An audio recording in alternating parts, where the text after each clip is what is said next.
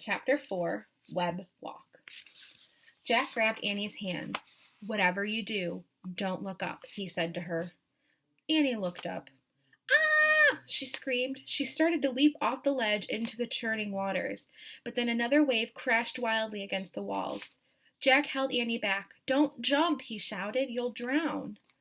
Above the sound of the rushing waters, a loud whisper echoed around the cave. "Stay. Stay. Stay." The Spider Queen was staring down at them with her 8 red eyes. As Jack and Annie stared back in horror, the giant spiderweb shot a web strand as thick as rope straight toward them.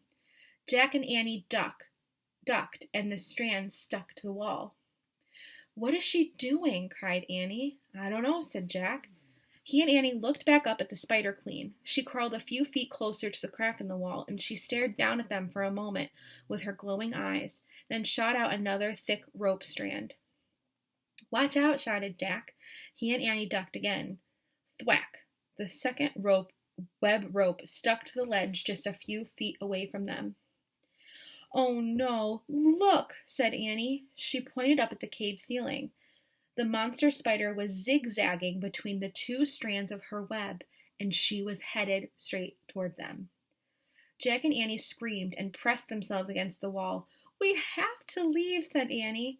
But before they could make a move, another wave crashed into the cave. The water swirled with ferocious force around the chamber. "We can't leave," cried Jack. "We can't stay," cried Annie. "Wait, wait, wait," whispered the Spider Queen. The giant spider kept zigzagging between the 2 lines, spinning more web, coming closer and closer and closer to Jack and Annie. They watched in horror, unable to speak or move. But just when she came close enough to touch them, the Spider Queen turned and scurried back up to the ceiling, leaving a giant web ladder behind her. The Spider Queen stared down at Jack and Annie with her 8 red eyes.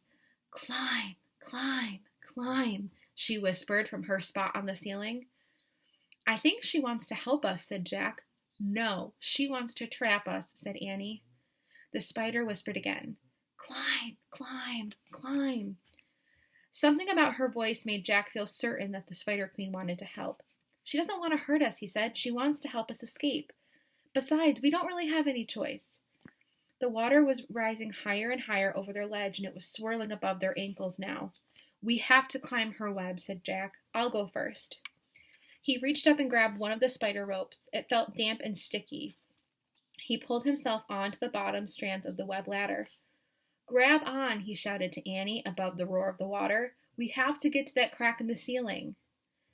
Annie grabbed one of the wet ropes. "Ew," she said. "It's gross." "Just climb," said Jack. Holding tightly to the sticky strands, Jack and Annie began making their way up the Spider Queen's web ladder. The web swayed and stretched, but it was sturdy enough to hold their weight. Its stickiness kept them from slipping and falling. Crawling and climbing, they moved higher and higher above the crashing waters.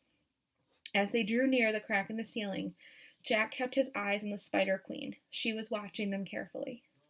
Jack finally reached the ceiling crack, and he swung to one side of the web ladder, putting himself between Annie and the giant spider. "You go first," he said. "Okay," said Annie. She grabbed the rocky edge of the opening and stuck her head out of the crack. "There's nowhere to go but into the water," she called. "How far down is it?" asked Jack. "Pretty far," said Annie, "but I think we can make it." "Wait," said Jack, but Annie was already squeezing herself through the crack. "Annie, be careful," said Jack. Splash. "Oh man," said Jack. He gripped the edge of the crack, and then he glanced back at the Spider Queen. Her glowing red eyes peered out at him from the shadows. "Go, go, go," she whispered. He smiled at her. "Thanks," he said. "Go," the Spider Queen whispered again. Jack pulled himself out of the darkness onto a rocky, narrow ledge. The sun sparkled on the blue water of the small cove below. "Come on," Annie shouted. She was bobbing up and down on the gentle waves. Jack took off his glasses, pinched his nose, and closed his eyes, and then he jumped off the ledge. Here's a picture of the Spider Queen. I absolutely could not do that.